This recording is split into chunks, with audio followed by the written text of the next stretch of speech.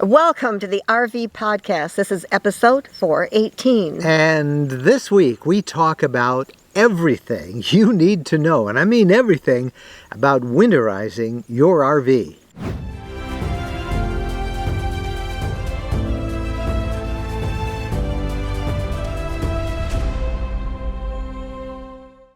Hello everybody, I'm Mike Wendland, and this is my lifelong traveling companion and my bride Jennifer. We're coming to you from our very own Loblolly Ridge, located in Middle Tennessee near the town of Linden, in a place called the Woodlands of Buffalo River. And it's a beautiful day here. It's funny that we're going to be talking about winterizing because the temperature is in the 70s. It's shirt sleeve weather. But I looked at the weather forecast, that's as we record this, because by the time you're reading it, massive cold fronts will have come in through the mid-west and the north, and it's going to be cold. It's going to be cold down here, and this is a special week for us because we're hosting a gathering of many of our friends and supporters, the gathering at the Buffalo River. And we're all going to have fun. I think we have 14 states represented. Wow. Every kind of RV from, Class Bs, Class Cs, Class As, fifth wheels, towables, and they're all coming, and it's going to be a great time. We're recording this, obviously, before that event begins. It's really from Monday to Thursday of this week, so we're recording this when we have a little bit of a break, and I wish you could hear the wind through the loblolly pines here at the Woodlands. I wish we had a camera so that people could see the camera set up to record us. And Bo, we're sitting at a picnic table, and he can't figure out how to get close enough to us. He's kind of coming at us from all directions. Well, we got here last night and went into town to eat dinner. We left Bo, and we just came because we've been leaving our Arcadia fifth wheel here, and left him, and he didn't like being left. He was not happy about it. He's going to be a COVID dog. He's used to being with his people. It's been a very busy week for us. This is also an exciting week besides this gathering. This is a big week for Jen and me and Bo personally. Because we have bought some property, 10 acres to be exact, in Michigan, with a little bit of a lake on it. They call it a lake, but it seems more like a pond to me. But we'll be exploring that as we settle in there. We could call it a lake, I think, because they call it a lake. Yeah, and we're not going to go real specific like we did here, because people keep coming by, and for security, it's a little different up there in Michigan. But we're in a pretty remote area. It's southwest Michigan. We're not too far from the town of Kalamazoo. Near the head of the wine-growing, grape-growing region in southwest Michigan, not too far from Lake Michigan. True. And short distance. We want to explore the western side of the state, the sunset side of the state. We usually spend all our time on the east or the north. Or the sunrise side over there, where you look across Lake Huron and you see the sun rising. And now, near Lake Michigan, we watch the sun setting, so hence sun side and sun upside. But the big reason we bought this property is it's right around the corner. The biggest reason, it's all location. Right around the corner is our youngest son, Jeff, and his wife, Amy, and 2 precious grandchildren. And we're looking forward to being able to walk across to them and maybe do some fishing on the lake and maybe even some ice fishing. True. Yeah, and we get to cut through a farmer's field, a little shortcut to get to the kids' house, so and I think it's going to work out. We'll have to do we did a little thing on Instagram. We showed some of it because it's pretty neat. A lot of work. One of the big things is we're going to live permanently on that 10 acres. There is a house there, but it's a house that we need to extensively remodel. Yeah. So it's going to be a long project. It's going to be a project. I think it would have been easier to have built a house. It probably would have been, and we'll be taking our Arcadia fifth wheel. We'll keep it up there, and we'll also keep it down here in Tennessee. That's one of the reasons we love that fifth wheel. It's like our base camp. It was so nice to come back to it this week, and we're excited. So we have lots to talk about. So we're downsizing in our sticks and bricks house. Yes, downsizing. But way we downsizing. kind of upsized. We upsized our RV, from a Class C, Class B, to a fifth wheel, 32.5-foot fifth wheel, and then we're downsizing our house. So kind of all equals out, I guess. So right? all of you who have downsized, you know how challenging this is. Yes, it is. But this is a big thing for us. We've been looking for this property, and 10 acres. It's hard to find that part of the state, and we're really excited about it. Just so we can't wait to show you more of it. Probably won't be till spring or summer when we we get it. I wish the fall was beautiful. The trees are in full bloom up there, but they start. We got to start figuring out how we're going to do everything, and as we do, we'll share. But meantime, we're excited about this gathering down here in Tennessee. We've been talking about this. It's almost been a year now since we've had this property. We have 3 sites here for friends and family. We're ready to go with phase 2, which is kind of an extended outdoor space we're thinking about. And then again, we think maybe putting a little structure of some sort in as well, but we'll figure that out. That's the beauty. It's very, very campable now, and full hookups. We are really enjoying it. We are. All right, as nice as it is here today, it's going to get cold. And I don't know what part of the country you're at, but it's going to get cold there. There are as many ways to winterize as there are states that have different experiences with winter. But we're going to try and talk about some of the general things that everybody needs to do, how and why, with our friend Todd Henson from the RV Training Academy. Todd is, sometimes they call him the Beard. You'll know why if you don't remember seeing him in our previous stories. But he is going to exhaustively treat the issue of winterization for you. He's going to destroy a couple of myths, give you some good ideas. And as soon as we come back from this break, we're going to talk winterizing. Tired of overcrowded campgrounds and competing for reservations, paying high fees for sites? Well, ownership is an emerging trend in RVing that might be right for you. It was for Jen and me. We bought some land just west of Nashville, Tennessee, in an incredible collection of mountaintop RV properties called the Woodlands at Buffalo River. These are 5 to 62 acre properties that allow RVs year-round starting at $79,900, and we loved it. The scenery is breathtaking, and you can own it outright. It's not a timeshare. It's your property, your way. You can landscape, garden, bring your pets, build what you want to. There's high-speed internet, and it's so private. It's a great place to make your home base. No more calling around for reservations, ready whenever you want. And they're selling these properties by appointment, 5 to 62 acres, $79,900. Financing, big discounts available on multi-lot packages. For information, visit myrvland.com. myrvland.com. When we're on a road trip, we always seem to find a way to stop at a Camping World center. There are over 225 Camping World locations across the country, and there's always one close by when we need parts and accessories for our RV or just want to shop. In fact, we have so much fun with Camping World, and as we talk about it as one of our sponsors, they have agreed to offer a 10% discount if you use the coupon code RVLifestyle10 when you buy $99 or more in merchandise. You'll find everything you want, from outdoor furniture and appliances, the ones you see us use in our videos and we talk about here in the podcast. RV extras that include everything from camping chairs to fire pits, electrical accessories, must-have gadgets. Check them all out. And again, don't forget, use the coupon code RVLifestyle10 when you visit campingworld.com.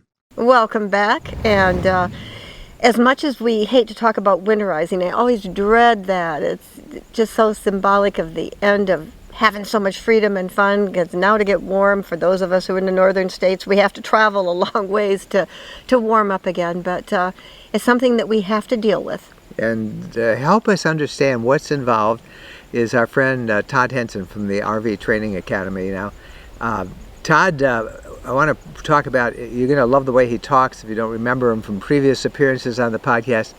He has an online course that the RV Training Academy has done that we just can't recommend it. They're part of our partners page on rvlifestyle.com. We'll put a link down here for you if you want to learn how to do the basic maintenance and repairs that we all should be able to do with our RVs. We can't recommend that course enough. But right now we're going to sit down and talk with Todd about winterization. Just a caution, every RV is a little different. Knobs you turn in different spots. So this does not substitute for you, if you're going to do it yourself, looking at the manual that came with your RV.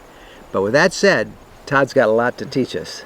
Well, joining us right now is Todd Henson, Todd the Beard from the National RV Training Academy. Todd, it's great to have you back on the program again. Well, you know what? It's an honor to be back. I greatly appreciate it. You're the first one that's ever brought me back. I don't think so. Hey, the question is actually we want to maybe bring you back twice because we've got lots to talk about here as the weather turns colder. In this part, we want to talk about winterization, and then if I could bring you back next week, I'd like to talk about storing your RV because. There's so many new RVers who are going to encounter their first batch of winter weather very soon. And even some of the experienced RVers are a little unsure of a couple of things, winterization and storage. This week, let's talk about winterization. Right. When do they need to winterize those RVs? Okay. Well, now here's the thing, when we are talking about winterization, what we're trying to do is protect our plumbing from freezing water. We know as water freezes, it expands, and that water is under pressure. It's in pipelines. It just has no place to go. So it ends up causing problems. It creates cracks. And then as soon as we go back out, we turn on the water, of course, we have a huge problem. So when do we winterize? Of course, is whenever the temperature outside begins to drop. Now, where it's difficult is for how long. Right now here in Texas, we're enjoying our second spring. So it is getting upwards in the 90 degrees, low 90s in the afternoon. But when we wake up in the morning, we're in the low 50s. The problem that we have is as we continue to get into October, that number is finally going to come down. And again, we may be in the 70s in the afternoon, but in the 30s in the morning, right? And that's the deadly time for us as RVers, because even for a few hours, when we have a half-inch line, it doesn't take very long to freeze those. So let's talk about the different types of our winterization processes that we can do. But the first and foremost, we're talking about when. First off, if your season is over, obviously you want to go ahead and winterize. So in other words, you're back home, you're not scheduling anything through the winter months, through the autumn months. That would be the best time to do it. It is best to do it when it's not freezing. If you're still RVing out there, one of the things that you can do is, if you can, keep it plugged into shore power. And if you have a Four Seasons RV or all seasons, they give it different names. And if you have tank warmers, turn those on, turn your furnace on or aqua hot system. Now, you don't have to keep it at 70 degrees, but you can set that down to its lowest temperature, maybe 50, 55 degrees. Save your propane or save your fuel, whichever one you're using, but you want to pretend like you're living in it. If you can pretend like you're living in it, that's just as good as winterization. Now, there's three different types of winterization. Now, let me just stop you right there. So if you have your heaters on and the temperatures inside the RV is 50, if you have those tank heaters, right, you're good for most of the winter at that temperature when it's cold. So 2 years ago here in Texas, we had that freak snowstorm where we got -20. I didn't winterize. I just pretended like I lived there. So I kept the furnace up. I mean, I was changing out my propane tanks every day, but yeah, we set the furnace down to about 50 degrees. I turned on the tank warmers and left the water heater on, and not a problem. I mean, it was 20 below zero for several of those days, and it runs just fine, right? As long as you can create enough heat inside the RV and in the storage bay, yeah, you don't have to winterize. Wow. Well, that's how full-timers, full-timers who don't know how to RV and they stay in the winter, stay in the winter states, that it's the same thing. They just live in it. So you just keep it warm. But there's a lot of folks who are just going to be putting their RV to bed, so to speak, for the winter season. And I want to go back to that half-inch line, because I have heard a lot of people say you really have to do it as soon as the temperature is at, say, 28 degrees consistently for, several hours. If it warms up to 50s and 60s in the daytime, and then at night, you got a couple of days in there. Is that Right. true, or are they Well, are they playing with fire? That's a Texas winterization, right? Yeah. Yeah. So yeah, and here's the thing: if you're asking me when, I want to go on the safe side. But yes, you determine your own level of risk you want to take. I can tell you that it is totally true for us and our own experiences. A couple hours a day or something like that, it's not going to damage the lines. I just don't want that to be taken as gospel.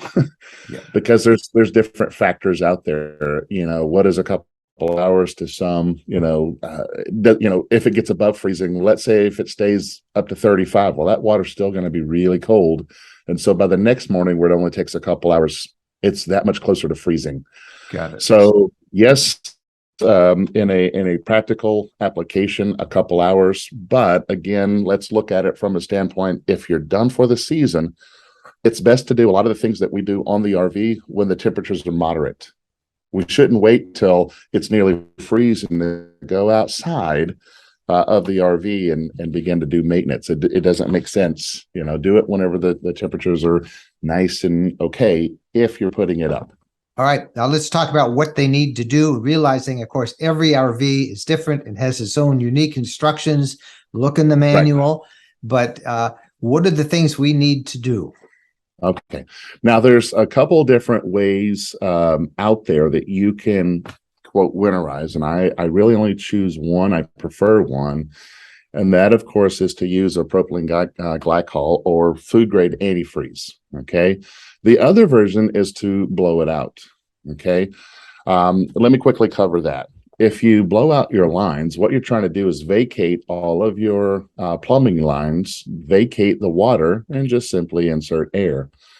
A couple considerations: your lines were not able to handle a lot of the pressure that a air compressor can push. So you really want to set that pressure down below 60 psi, probably around 50 psi. But the problem that I see with this is, especially with a lot of our appliances, right, as I'm pushing that water out, I don't have just straight lines. I've got coils inside. If I have a tankless water heater or something like that, I've got coils. If you have an aqua hot system, you've got coils, right? And that's where water sits. Well, as I'm pushing that water up and out, I'm not going to get it all out. So as soon as I stop the pressure, water falls right back down. But we also have bends and curves. We've got check valves. I've got pressure until it gets on the other side of that check valve, then I can still have water. To me, it doesn't make sense to use air pressure to push it out. As a matter of fact, if you have an aqua hot system or many brands of our tankless water heaters, they will tell you in the manual, do not use compressed air. I know it's out there, and for a lot of people, they're able to pull it off. So I want to recommend using just food grade antifreeze. Now, stuff. I know that there's a lot of the pink stuff, correct? Yep. And really, honestly, the best place to get that is at your local auto parts store. So the same supplier that supplies most of the RV dealerships also is the same supplier for the local auto parts stores. And so they'll have it there in most cases. I know you can get it at the big box stores, the marts that begin with wall and whatnot, but you can also get it at your local auto parts store. They won't know what it is. You'll just have to say the pink stuff and say, hey, that stuff over there with all the dust on it. Right. But I want to show you every single, I can walk up on any RV out there with one little attachment, and you can actually winterize the system by pumping in food grade antifreeze. So right. I want to show you what it is just a 1/2 inch line that I have here. Just a clear line, it's 1/2 inch.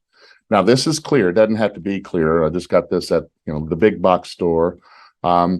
But I also got a 1/2 inch barb fitting to a 1/2 inch national pipe thread, which is MPT. I never could say it right. MPT.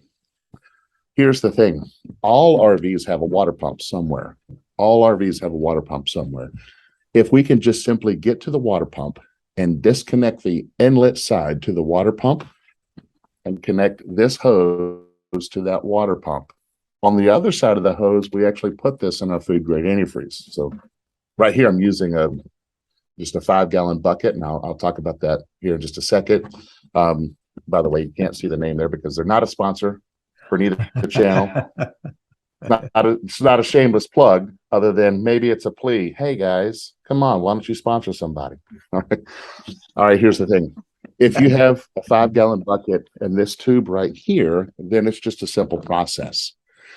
Again, if we take this and connect it to the inlet side of our water pump, and the inlet side is actually kind of easy to find because there's always going to be a strainer right in front. Just simply take it off, no tools required. Disconnect that, reconnect this. We're redirecting where that water pump is, getting its fluid from. In this case, it's going to be a 5-gallon bucket. Now, if you have, say, a small travel trailer, 2 gallons will be enough to completely winterize your RV. If you have a larger fifth wheel, a Class A, 4 to 5 gallons. Add a gallon if you have a dishwasher, add another gallon if you have a washing machine. So maximum of 7 gallons of fluid. This is why I have a 5-gallon bucket. Okay. If you can get to the water pump, then on any RV out there, all we do is just simply redirect where we're getting our fluid from. We go inside to our control board, whatever control board we have, we just simply put it on water pump. And here's the thing. We want to go to each and every faucet that we have. We'll do one side first. So let's say cold side first. So open the cold and let the clear water come out until the pink comes in, right? Turn that off, and then the hot side, right? The hardest part is remembering every single water appliance we have. So you got your faucets, your toilet, okay? If you have an RV style toilet, on the back of that toilet, you have a vacuum breaker, and there's a small amount of water there. You need to flush the toilet till there's pink. Outside, if you have an outside kitchen or an outside water hose or faucet, whatever there may be, cold side, then hot side. You can do either way, or hot side first, then cold side. You want to run all of that till the pink comes out. If you have a washing machine, reason for the extra gallon is you're going to have to run that load until pink stuff gets into the washing machine. We want to protect, of course, the components and the lines going into the washing machine. And the same thing for our dishwasher, should we have one. If you have a residential style refrigerator that has a ice maker connected to it, go ahead. The manufacturer recommends running the pink stuff into the ice. Okay. So that just means whenever you come back out, your first couple drinks, just get an umbrella, because it's going to be pink ice. Now, it's food grade antifreeze. It's not going to hurt you, but you'll probably have to take that ice and dump that out until you get clear ice. One option is you can shut off the water flow to your refrigerator. You should have a cutoff. Now, most RVs now, they're putting that cutoff on the outside of the RV. If your RV is just a couple years old, it may be somewhere in the kitchen under the sink, just like it would be in the house. If you simply cut that off, you still have the water, going up to the freezer. So what I would recommend, if you do decide to do that, get your small bowl, disconnect that line once you shut it off, and let the water drain back into a bowl. Right now, you vacated that water there. Keep running the ice maker until all the ice is out, and then simply turn it off. The one thing I failed to mention from the very beginning, that is to dump your holding tank. If you have water in your holding tank, you want to go ahead and dump it. Same thing for your gray tank and your black tank. Now, it's up to you if you want to leave a third of water in the black tank. No matter what, we're going to get, some considerations with the black tank whenever we winterize. If you completely dry it out, just know that you're going to have dry pyramids, when we get back out of the winter months. There's no water in there for the bacteria to kind of break down the solids. So either way, as long as you're not above a third, on there, and even with that, I think that's still playing with fire. I'd rather just keep it empty. We would presume water would rise as it freezes, but sometimes the weight of water itself won't rise and they'll just kind of push out on the side. So just dump them all and just know that you're going to have to take care of that whenever you're done. Low point drains. Okay. If you have low point drains, open those up till the pink stuff comes out and then close it. So once you do that, your showers, I mean, again, that's the hardest part, is remembering everything. But once you get all that done, you have pink stuff everywhere. Now, I know a lot of people will say, what about the P-traps? Well, you actually take care of the P-trap because, of course, you turn on the faucet until the pink stuff comes out, right? Do both sides, turn on the faucet till the pink stuff comes out. Don't mix it. It actually comes 100%, and that's what we want. If you look at the food grade antifreeze, it says, depending on the brand you have, it'll say it's good till about -25 or -50. The neat thing about this food grade antifreeze is even at -25, if it freezes, it doesn't expand. It turns into a slushy. So your lines are still taken care of. Well, now I have one question. A lot of the newer motorhomes and RVs have a on the side utility access point where you can actually hook up that that hose as well, so you can do it from outside without having to even bother with the water pump. Is that correct? Yeah, if you have a wet bay system, now that could be under an Anderson can't leak model or Nautilus, where you have the levers. Yes. So you'll have to look at the guidelines with the levers. And then from there, what you're doing is you're going to use your internal water pump. Now, the water pump that we have, the on-demand water pump, it pushes better than it sucks. So get a hose, but like in this case, I've got like a 3-foot hose, right? I would still do the same thing. I would put my antifreeze in here, and I would take the small hose and I would hook it up just like I would the regular hose going to the city, hook this into the wet bay, take the other side and put it in the 5-gallon bucket. Because again, the pump itself, it can't really pump through a 20-foot hose. We don't really want to use a 20-foot hose. Just get a small one, because remember, it pushes better than it sucks. Right. So, what about the water heaters? We haven't talked about the water heaters. We got the plumbing system set, but how about water heaters? All right. Everyone's different. Again, I know that. Yeah. Yeah. So if you have a tankless water heater, okay, pretend like it's not there and let the food grade antifreeze run through. Even though they're tankless, there's a small reservoir. Well, that small reservoir isn't that much. So let the food grade antifreeze go through there. The problem with those, like I said, is just like with the AquaHot system. They have a burner assembly, and then they run the lines around that burner assembly, and that's how we heat up the water. Well, again, if I have coils filled with water, I can't blow it all out. So I'll just run the food grade antifreeze through them.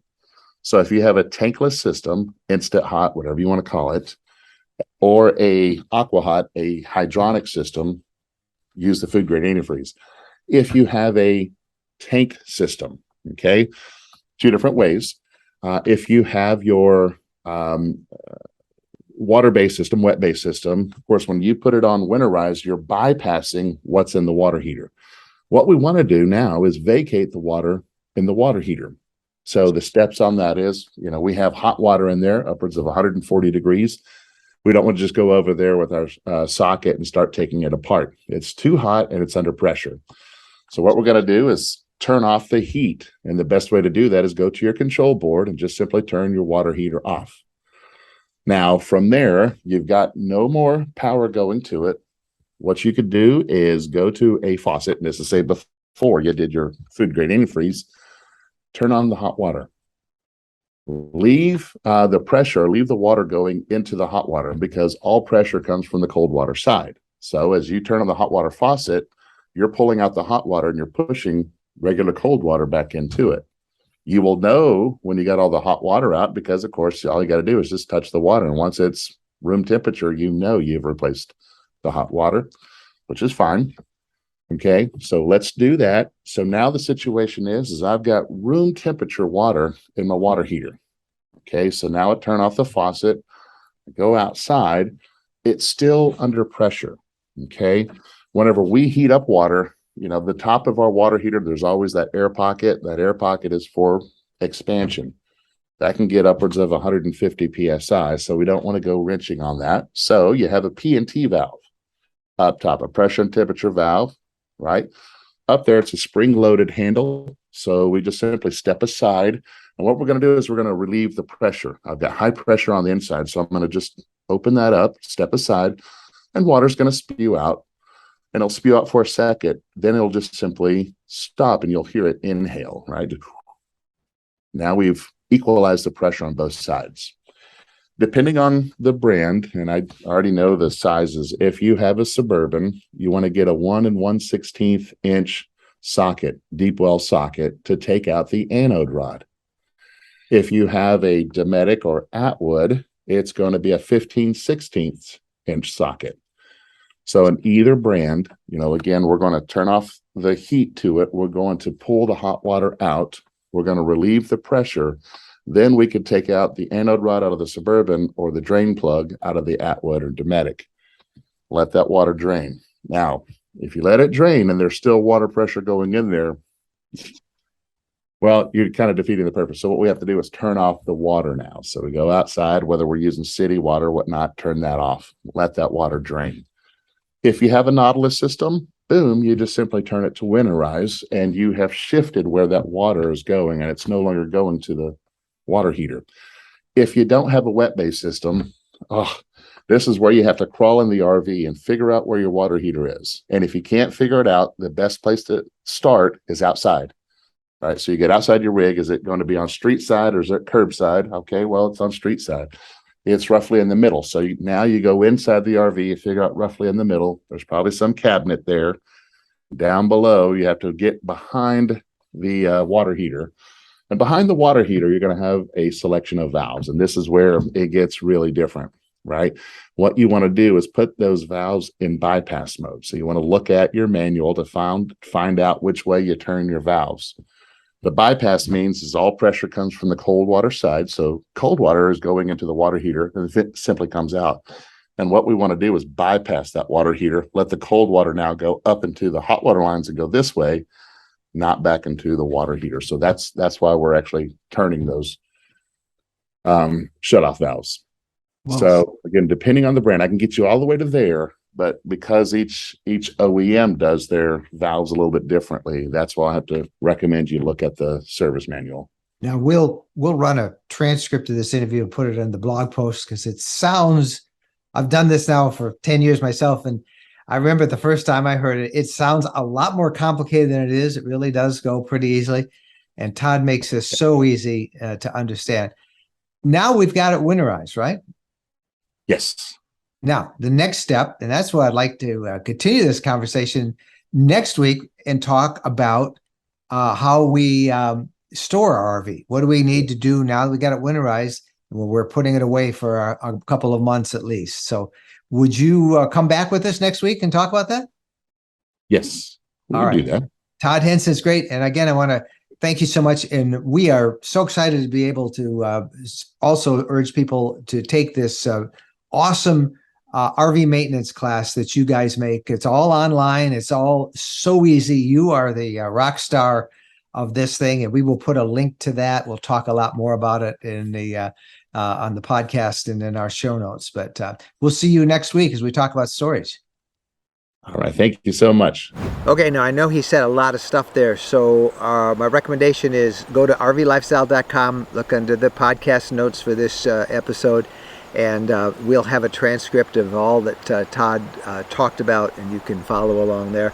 And he agreed to come back with us next week, and we're going to talk about, for those of you who have to store your RV, how you need to do that safely. So thanks to Todd. And once again, I want to plug that course that they teach, online course, how to do your own maintenance. Check it out. Well worth your time, especially you got winter time. If you're not camping as much, learn how to take care of your RV. It really will save you lots of stress in the long run. And nobody teaches it better than Todd and the RV Training Academy. All right, when we come back, questions of the week. When we're asked what's the most important modification we made to our RV, it's an easy answer. Battle-Born batteries. Battle-Born batteries are quality, safe, reliable lithium batteries that allow us to stay out there off the grid longer. Lithium batteries charge faster, they charge fuller, they're longer lasting, they're maintenance free, and Battle-Born batteries are protected by a 10-year guarantee. Now, in our case, they just dropped into the existing AGM batteries that we have, and they'll probably be the same on your rig too. Battleborn battery experts can get those in your rig just like they did with ours. They can also match you up with the right cabling, the inverter, the charger, the solar controller, everything. Jennifer and I swear by our Battleborn batteries. They allow us to boondock off the grid. Check them out. Go to rvlifestyle.com/lithium. rvlifestyle.com/lithium. Welcome back, and now it's time for the questions of the week. And this one's for you, Mr. Mike. Okay. Now that you have had your Arcadia fifth wheel for several months, how do you like it compared to the motorhomes that we've had? Do you really need to have two?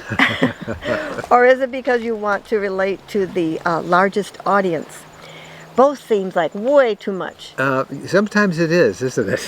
It is.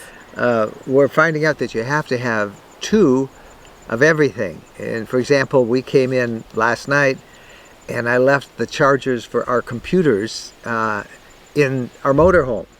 And I left my gloves and mittens It's supposed to get really cold this and week. our hiking shoes.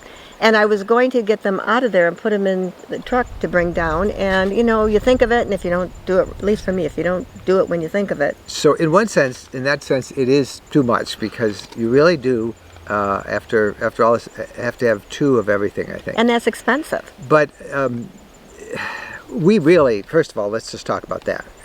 That was the biggest surprise of my entire RV lifestyle career, the last almost 11 years now. Yours too, I think. Yeah. How much we like this. This Arcadia fifth wheel, which they discontinued, by the way. They don't make our model. They made a smaller make one. Others. They make it a little larger, but we bought it and they discontinued it. Oh well, you figure that. But I would buy it again because it is that great. It's 32.5 feet, so much room. It feels like a cabin on wheels. It does, and with the L-shaped sofa and part of the sofa, we can pull it open and make a queen-size bed. It's so spacious. We really like it. I'm surprised at how much we like it. We have a couple of video tours of it all, and I'm not going to report all of that. Maybe you'll see some of the covering video on this part of the podcast. Those of you who watch it on YouTube, the video version. But do we really need to have two? No, you don't. It is a bit excessive, and Yes. and I, it's just that for most of our time we were traveling around in a motorhome, and we love that convenience, and so we ordered a Class C motorhome from Lisa Travel Vans over 18 months ago now, and we just got it a little over a month ago. I probably wouldn't order it again because I think we can get by with one. For a while I was a little bit worried about towing this and leveling it and unhooking it, and really it's not nearly as challenging as I thought it was. But we just aren't ready to give up our motorhome yet either. We do love the convenience of stopping on a freeway rest area and taking a nap. Well, you can do that. Yeah, we realize we can do this here. You have to you have to pull in where the big trucks are. But you just park and go and open it up and go inside, and you still can do that. And this is good for if you're trying to cut back on what you eat, because you'll say, "Oh, let's go have." Like, I don't think so. So you have to think about where you're going to park a little bit. It's easier in a motorhome. You don't pull in where the cars are. Yeah, you don't pull into fast foods and eat French fries and milkshakes. And that's good not to do that. Yes, it's very good. Sometimes it's not a bad idea. But we really don't need two. And I suppose there will come a time that we will only have one. And I will go so far to say if I have to only have one, I think I would want the fifth wheel. I see, down the line a little bit, maybe going, maybe moving, if we build a cabin here in Tennessee, we'll have a house in Michigan on that RV property that we bought there, then we probably won't need all of that stuff, and we would still want to have a small motorhome to go back and forth and travel, and because this is in our blood. But for now, I think you'll need one.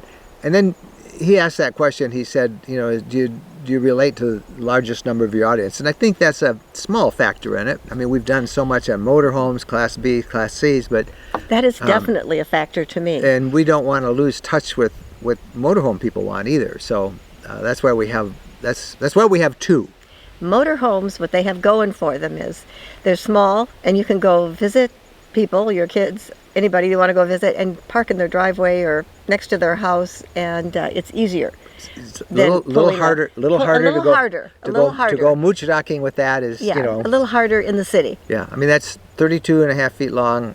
What, the truck is 21 feet, 20 feet long, so you're talking about a semi. You know, there's not a room to mooch-dock in that very much. Right. I don't know if some people do it. They find a way, but right. It's not very practical. There's a way. So that's kind of all the different thoughts that we had and why we have two, and I hope that answered your question. I have one for you now from one of our followers named Rosalie, and she says, this is for Jennifer. What's the one thing you don't have that would make your RV perfect? That would make my RV complete.